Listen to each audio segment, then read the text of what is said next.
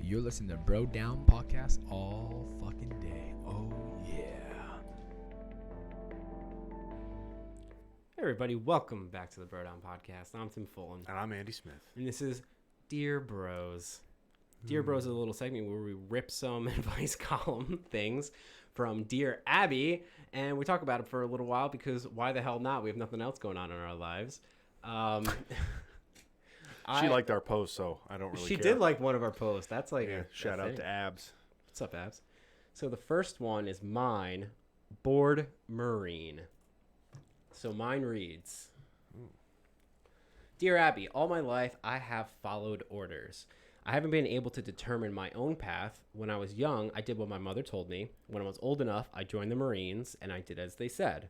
After I separated from the services, I did what my social group expected. After I had a child, I did what a parent should do to protect and provide. That took the next 35 years of my life. Your child was 35 before they were good. I am 60 now, retired, and the master of my ship. Without orders, I don't know where to go from here. I am adrift. They say find a passion and do what makes you happy, but I'm not passionate about anything. I like many things, but I feel no passion. Being alive makes me truly happy. I love every day God gives me. But what to do with these days eludes me. What shall I do? Can you help me? The man sounds like his life is so perfect that he doesn't have a struggle left. Like, it's just... Yeah, he sounds like, how do I put this? He sounds like a guy who was doing everything, and it was almost like not of his own fault, but it's like at the end of the thing, you get a prize where it's like, hey, now you get to be happy. Yeah. And he got there, and he's like, fuck. Now what? Like, I didn't have a plan for, like, once everything was set up. Yeah. And it's sad that he's saying that because it almost kind of feels like he's saying like it's like the last 60 years of his life was a waste, but almost like he didn't have any control over it, or he didn't really do things he wanted to do. He did what others wanted him to do or thought he should do. Yeah. Which, at the end of the day, it's on him. Yeah, but at the same time, it doesn't sound like he wanted to do anything. Like, it's not like it took away from anything because he didn't have anything to drive himself to begin with. Yeah, but exactly. Yeah. I think he was just so used to kind of following The next the step. thing that now that he's older and no one's going to tell him what to do, he's kind of lost. Yeah. Yeah, I read Abby's, and I actually agree with it after reading it, so I don't want to give my opinion anymore. You fucking cheater. I know. You fucking cheater. Well, I would say, sir, that you need to fucking start trying shit out. You need to start fucking trying things, and whether that means that you go do jiu-jitsu, where you have a coach, and I don't give a fuck that you're 60. People that are 60 start jiu-jitsu all the time. Something. Pick up fucking soccer game or whatever sport, something that's a camaraderie thing where you have the element that you're used to and friendly with. If that seems to be something that he connects with, I don't know if he's going to be the guy that goes from like always being ordered what to do to, a hermit painter, like guy in the woods. He might, but he's got to go out there and try shit that he hasn't tried before, or try shit. You got to turn the stones, and you can't just sit there and be like, well, I'm not passionate about anything. Well, how are you going to find it if you don't look? You know what? That's an excellent point. Just because you don't have a passion for anything doesn't mean it doesn't exist. Yeah. You have to go out and find it, or at least try. Some people find what they're passionate about really early. Yeah. Some athletes find what they're passionate about really early. They just happen to connect the dots, right place, right time, right genetics. Boom, you're a professional athlete. Some painters, some artists, they find it young. Comedians, same thing. Some people don't find it till they're late in life. Like, some actors don't become famous or don't find it until later in life, and they become amazing actors late in life. Yeah, yeah. But you have to take that scary first step into a world that's not yours. And it's terrifying. But what's more terrifying is looking back in 5 years or 10 years or 20 years and being like, I should have fucking done that. Yeah. And there's nothing I can do about it now. Yeah. Fuck that. Try new shit, sir. You're not too old. Try new shit. We believe in you. Go get it. I appreciate that. I appreciate all that. So Abby says, Ralph Waldo Emerson said, The purpose of life is not to be happy. It is to be useful, to be honorable, to be compassionate, to have it make some difference that you lived and lived well. Perhaps if you concentrate more on doing just one thing a day for someone else, you will discover the passion you are looking for. I can't promise it will work, but it may be a step in the right direction. So she's basically saying, if you can't help yourself, start by helping someone else, and maybe you'll find a little happiness along the way. It's a good way. I think she's like narrowing in, but it's kind of what your I don't viewpoint disagree is. with that because he's been somebody that served other people for so long. It's more in his wheelhouse. Yeah.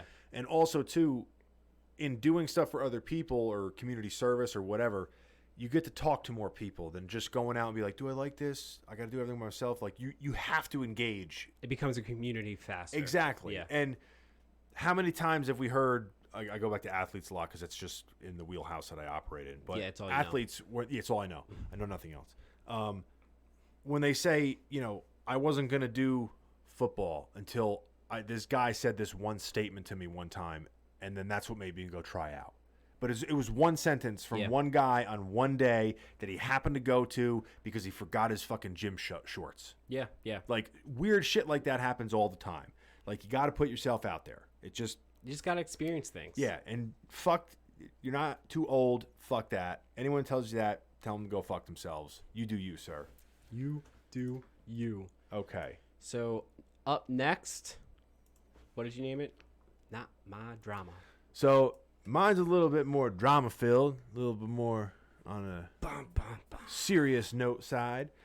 But the writer writes, Dear Abby, my friend Kate has had a lot of trauma in her life, and she feels things very deeply. She has experienced assault, the suicide of a close friend, the death of several family members, discovered that she can't have children, and managed to escape an abusive relationship. All that in the last 5 years or so. Fuck. Kate does all the things people are supposed to do when coping with grief and is doing very well. The problem is me. I find it hard to be around her because of all the drama. Intellectually, I understand none of this is Kate's fault. She isn't being attention-seeking or deliberately causing drama, but I find myself becoming impatient with her ongoing discussions of feelings. I'm not someone who feels deeply or is easily traumatized. Bad things happen, I get over it and move on. How can I learn to be patient, be the patient, caring friend she needs? Trying to be a better friend. All right. So, maybe three things real quick. Okay. One, I originally started off as you were talking, making like funny faces at the camera. Then you got to the suicide part. I'm like, oh, no longer in good taste. Yeah, then you felt like a dick. Yep. Now I feel like a big douche. Two, this is actually both of ours. This is like a refreshing twist on what we normally get because half of the time someone is talking about somebody terrible or they are someone terrible. Yeah. And right now, both of our things, specifically this one, decent people. I specifically picked it because she wasn't putting any of the blame on her friend. Yeah, and you know what? Beyond just that, she had self-realization. Yeah. Like it takes a big person to have like that kind of like self-realization. Like I can't handle this much emotional baggage from a friend. I need to figure out how to do this better. It's one of the most honest things I've ever seen somebody write in one of these is that it has nothing to do with her and I'm being the one that's not handling this properly because it's my bullshit. Like none of this is her fault. She's doing everything right. She's not being attention seeking, but I find myself basically not wanting to deal with it. Yeah. And that's a hard thing to admit. So kudos to this person 100% for admitting that and asking for legitimate advice. It seems like she doesn't seem like somebody that's writing in like we've read a couple where they just kind of want them to be like, hey, you're right. Yeah. Good day. Yeah. She's not a hey, you're right, or she's legit seeking I need advice. to know what the answer to this is, and I'm not sure what to do. So we can both speak on this because unlike you, I'm not a complete piece of shit, and I didn't read what Abby wrote. So you go first. What is your suggestion to this? And how would you handle this if you were her?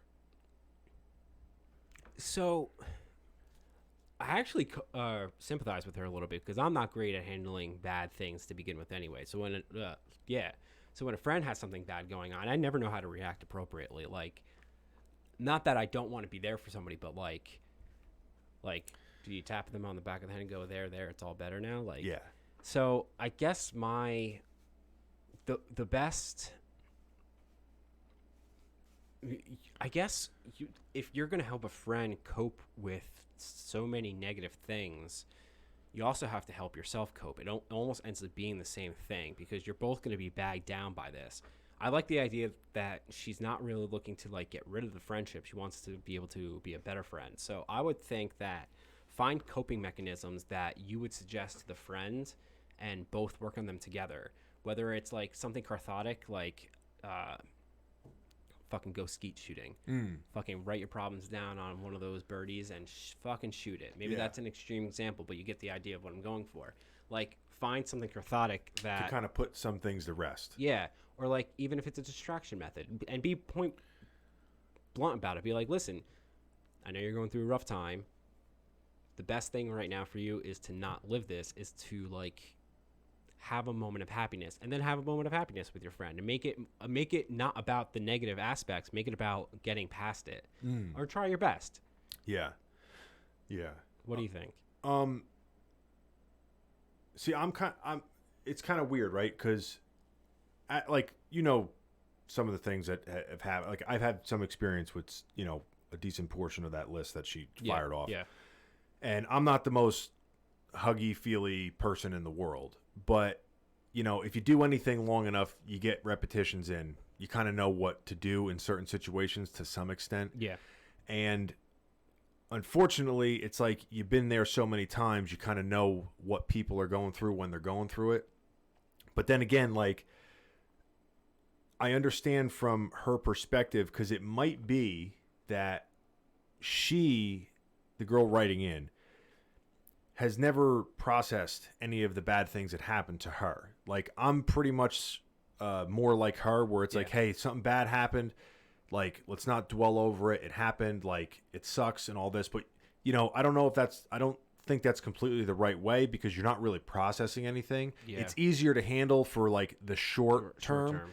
But I think, at least for me, sometimes when people start talking too much about other things, especially like if you're not wanting to go down that road, it's almost like she has to now deal with her similar situations mentally while the other person is going through theirs. Yeah, that's what it sounds like. If you had a death of a friend that you know was just too much for you to deal with at the time, so you know you did all the crying, all that stuff, and you put it away, but then somebody else has the same situation and they bring it up. It's like you're just not, like, you can't go there emotionally, so you're just like shut it off. But when they keep doing it, it's like you can only hold back that floodgate for so long. So you're almost like, as a defense mechanism, being like, I need to remove myself from this before I feel like the wheels come off of this car. Yeah.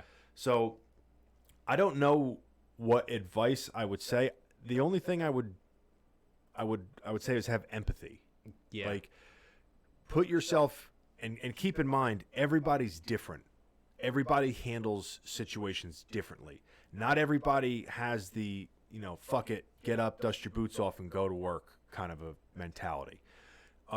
Neither one is right, neither one is wrong, I don't think. Yeah. But, you know, I would say open up an avenue of conversation and just tell her that, like, listen, I don't mean to be rude or whatever, but I just have difficulty, like contributing to this kind of a grieving process. So don't take it as like I'm not. It's just my brain doesn't work that way. So, like, it's not that I'm trying to be cold or whatever. I just can't. I can't muster up those things. Yeah. So, like, I don't think it's either person's fault. I just think that they had so either. different experiences. They have different emotional ends of the spectrum. And that's a lot within a very short period of time. Yeah, that's like rapid fire. Yeah. It's you can't, I mean, processing one of those things is a lot. But processing all those things at the same time, like, her compass is just spinning. She don't know which way is north. And as the friend too, you see your friend kind of going on a tailspin, and you're like, I don't even know where to begin. I can't help this, and it's making me uncomfortable now. So it's almost like you feel like a piece of shit because you don't want to just walk away. Yeah. But it's hard because, you don't want to just walk away. But at some point, some people have different levels of like emotional integrity. At some point, you just might feel done. Like, Yeah. you just can't process. That's a real thing too. You get exhausted from somebody else's issues, and you almost get numb to your own or their issues as well. Not to go down a weird rabbit hole, but I had already spoken about it. My dad had this stroke, and there was a day that things weren't looking great. He had just had the stroke. He turns out he had the COVID as well, and his dog died. Yeah. And it was a day that like I drove back and forth to like 10 different places, and by the end of it, I didn't have like anything left. Yeah. Like I didn't have anything in like my someone could have arsenal. shot you in the arm, and you would have been like, "I'll deal with that tomorrow." Yeah, I can't feel yeah. nothing right now. That's exactly it. Yeah. To this day I feel bad. I have been traumatized by every single dog that has passed away that we have ever owned, except for this poor dog. Yeah, it's too much. It was too much. So much else was going on at the time that like I just didn't have anything left to register. And there's only so much gas in the tank at that time, and if you're emotionally drained when those things happen, it's almost like you can't go back and relive that. Yeah. When it happened. So it's almost like if you watched a movie that's really good that you would have liked any other day, but you watched it when you were in a really shitty mood, it ruins that movie forever. Yeah. Yeah. Because you just can't unlive the first time you experience it, and it sucks. Like, you might have a thing where you're driving down the road and you're like, Jesus Christ, muffin. Like, you might have that in the future, but it's hard to get there. Not muffins. I'm just saying.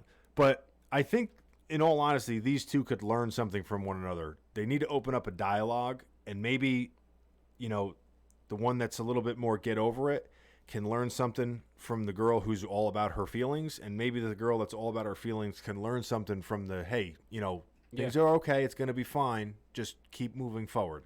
Maybe take pieces from each other. Damn. Yeah. We went deep on this episode. Deep shit, bro. Fuck. All right, so let's see what Abby says. What's up, Abs? It's going to be nothing what we said. Stupid slut. Dear Trying, quit being so hard on yourself.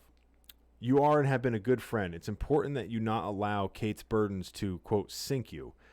The two of you are very different people, and you should explain that to her as you have to me. It's, I can't see with the camera in the way.